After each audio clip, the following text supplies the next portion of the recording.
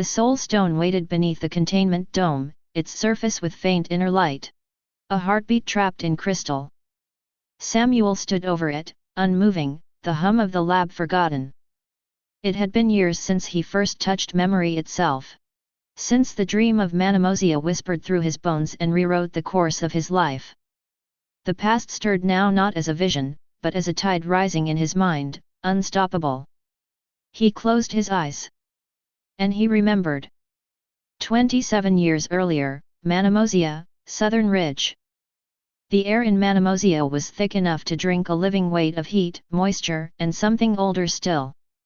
Even at 18, Samuel could feel it. The invisible current that rippled through the massive banyan trees, the moss-covered stones, the jungle swallowing ruins whole. The city of Manamosia itself rose like a wound stitched into the jungle's edge, whitewashed walls peeling under the assault of vines and storms. Cobblestone streets flooded with vendors hawking fruits and relics, hand-carved totems and charms warding off the ancient spirits no one dared name aloud. At night, drums sometimes beat beyond the ridge's rhythms no map could chart, no scholar could explain. Samuel had listened, awake in his tent, while the air itself seemed to breathe with the sound. His father Dr. Elias Grant led the dig expedition up the southern ridge. Ancient civilization predating all current records, Elias had said, brushing moss from a stone with reverence. Artifacts untouched by history. Untouched by time. And now they stood at the edge of a shallow pit, where something waited beneath layers of earth and bone. At the center of the dig, a stone altar blackened by centuries, cracked but defiant against decay. Samuel felt it before he saw it. A hum. A pressure in the chest like standing too close to a thunderstorm. Embedded at the heart of the altar was a crystal shard, translucent, humming faintly without light. The local guides called it Kodalun. The memory that remembers you. The other researchers measured and photographed from a safe distance. Samuel couldn't help himself. He descended into the pit. The heat pressed closer with each step. At the base of the altar, he reached out hesitant at first, then touched the shard with the tips of his fingers. It blinked. The pulse wasn't light. It was recognition. For an instant, Samuel felt something vast and wordless reaching for him. Not consuming him, but marking him.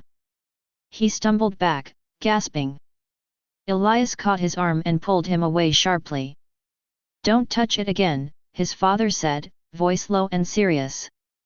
"Why?" "Because it's not ours," Elias whispered. "It never was." Samuel didn't sleep that night. He sat outside his tent, watching the ridge glow under moonlight, imagining a future where memory could live beyond death. Where nothing, not time, not decay, could ever take the ones you loved away. The dream of Manamosia was born there, in the humid dark, long before he understood what it would cost. Years later, Ethralis, Black District.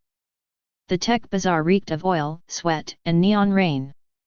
Deep beneath the legitimate markets, past rows of black market implants and scavenged data cores, Samuel found the shop without a sign. Lucius waited behind a cracked counter littered with relics, some mechanical, some ancient, none welcoming.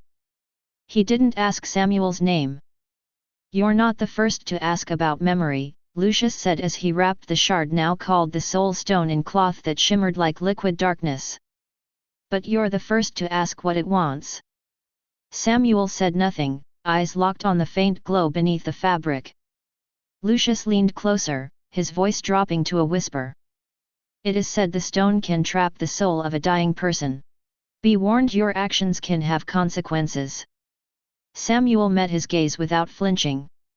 "I'll accept that risk." Lucius studied him a moment longer, weighing, perhaps, the weight of the choice Samuel didn't yet understand. Finally, he slid the bundle across the counter without another word. Present day, Centropolis, Grant's lab. The soul stone pulsed again, slightly stronger as Samuel opened his eyes and returned to the present. He drew a long, slow breath. And he remembered the other truth. The one Lucius hadn't spoken aloud. 15 years earlier, Centropolis, Amelia's deathbed. The hospital had been cold, clinical, a place scrubbed raw of feeling. Amelia lay small and wasted against the white sheets, her body failing under the slow, inevitable cruelty of cancer. Samuel sat at her side, holding her hand, feeling the tremor of life slipping away with every shallow breath. He couldn't let her go. Not completely. Not forever. When the monitors began their final wail, he reached into his coat. The soul stone was warm in his palm as if it already knew. He pressed it gently against her skin, just above her heart. For a moment, there was no response. Then a soft light. A pulse. Not from the machines. From her. Samuel felt it shudder through him, a whisper of laughter, sorrow, love, all the moments that made Amelia who she was. The soul stone drank it in. And then she was gone. The room was silent. But Samuel knew he had not lost her entirely. Not yet. Present day. Samuel stood over the lab table, staring down at the soul stone, his hands trembling, though he didn't feel cold. It pulsed again faintly as if aware he was ready at last. He didn't speak. There were no prayers left. He didn't even know what form this would take. Only that he had no choice but to try. To honor her. To finish what Manamosia had started all those years ago. The machines around him waited, patient and impassive. The future waited. And Samuel Grant, carrying memory and guilt like twin weights on his shoulders, began again.